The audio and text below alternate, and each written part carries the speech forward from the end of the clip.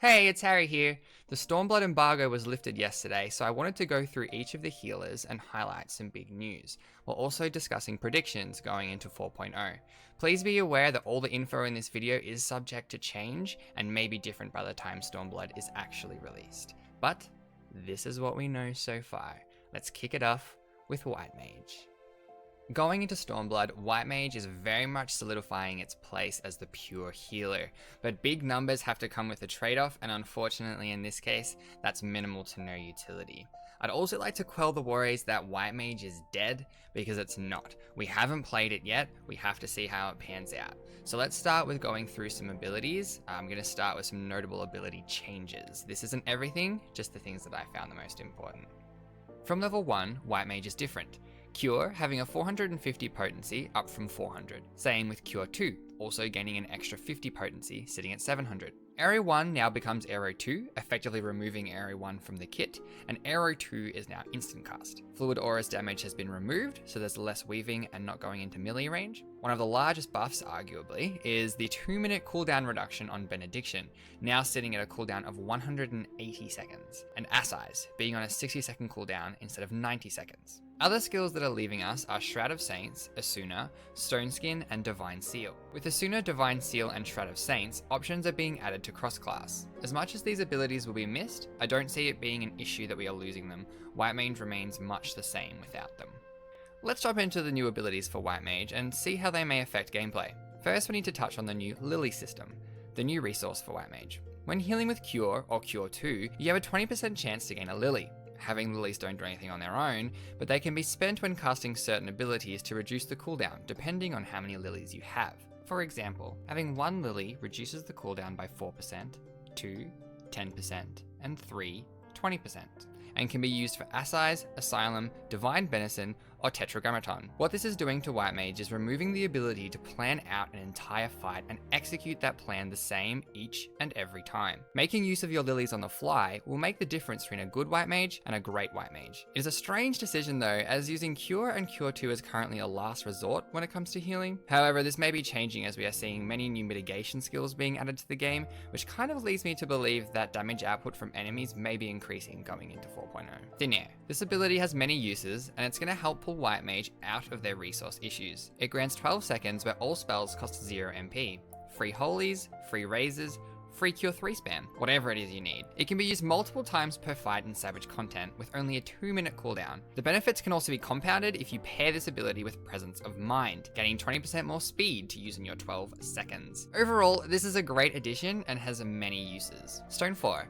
Replacing Stone 3. This is a 260 potency spammable DPS ability, essentially your filler, if all your dots are already going and healing is not needed. 260 potency is very high, 30 higher than the Scholar's filler, and 50 potency higher than the Astro's filler, re-establishing White Mage's position as a strong burst DPS option among the healers. Divine Benison, a rather interesting new ability for White Mage, where we can grant a raid member a shield for 15% of their total HP every 60 seconds. A rather strong mitigation ability that is instant cast. This gives White Mage a very unique tool to anything they've had in the past. Stone Skin was rarely used once a battle actually began, so this is very different. Note that it says it consumes all lilies on our healing gauge. However, it does not say that you have to have any lilies to actually use the ability.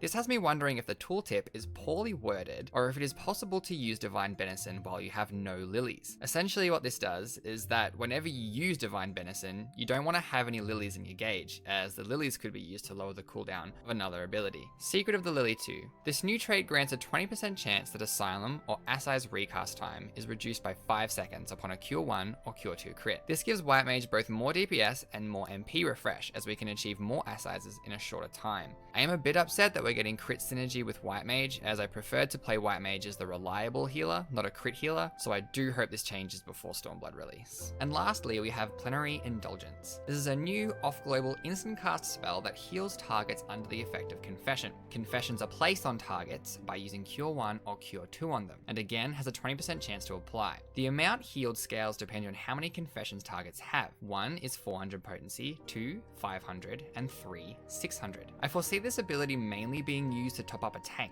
as using cures on other raid members is a pretty rare occurrence, and with a 20% chance to apply, you'll need to be curing them more than once. It is important to note that nowhere on the tooltip does it say that the confession stack is consumed. This means that if you are curing your tank on a regular basis, it is possible to get to 3 stacks of confession and maintain them, since a confession stack lasts 30 seconds. This is giving you a 600 potency heal every 15 seconds for free. So I can see this ability becoming quite strong over the course of a longer fight, provided of course, you can upkeep those confession stacks. After going through those abilities, I'd like to talk about how White Mage may hold up against the other 2 healers going into Stormblood. After breaking down the DPS of all 3 healers over the course of 3 minutes, White Mage maintains its position as the strongest DPS healer, with only Scholar being able to keep up, provided they are using all of their Aetherflow stacks on energy drain. The calculations I did also did not include any cooldown reduction on Assay's, which may greatly affect the overall damage.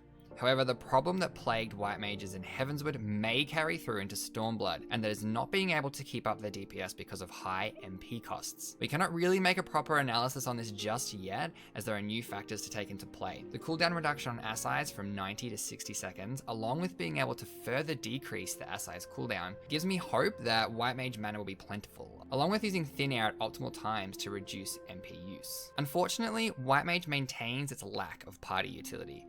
This is a concern, as both Scholar and Astro have very good utility options. However, White Mage is not dead.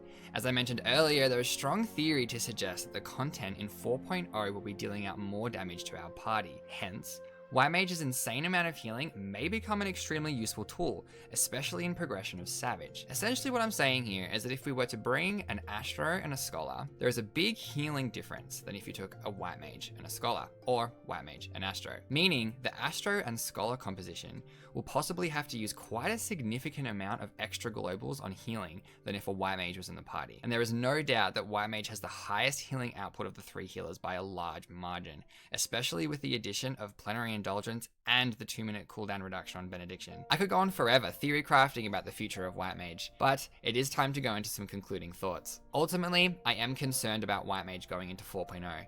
I don't believe it is dead, however, the lack of party utility singles them out from the other 2 healers. Essentially, we are riding on the theory that content is going to be doing more damage than in previous expansions. If this is true, White Mage's healing will be a really strong tool to a party, but if damage output is similar to Heavensward and A Realm Reborn, then unfortunately, White Mage will be an underperforming job. I do like that the skill cap is being raised, in the fact that White Mages will now have to adapt to situations with their lilies and the confession stacks, rather than just doing the exact same rotation each pull. Although I do think the skill cap could be raised further and be made more rewarding if lilies were a bit more reliable. I also heard that the crit synergy for cooldown reduction on Assay's and Asylum has been reworked before Stormblood.